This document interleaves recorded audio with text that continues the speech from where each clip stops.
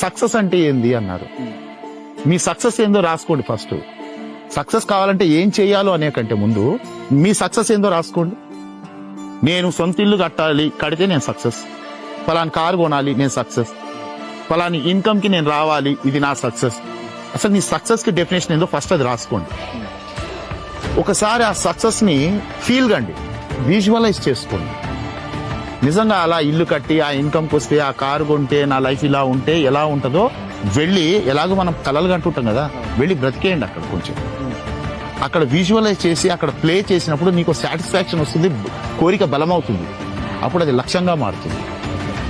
Right? మారినప్పుడు అప్పుడు మనం చేయాల్సింది ఒకటే, నిజంగా ఇది వస్తే ఇంత హ్యాపీగా ఉంటా కదా, మరి ఇది వస్తే ఇంత హ్యాపీగా ఉన్నప్పుడు ఉట్టిగా వస్తుందా? రాదు. ఏం చేయాలి? రిస్క్ చేయాలి. ఏం చేయాలి? సాక్రిఫైస్ లో ఉండాలి.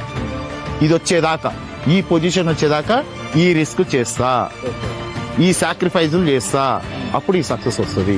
ఫార్ములా ఏంది అంటే risk plus sacrifice is equal to success.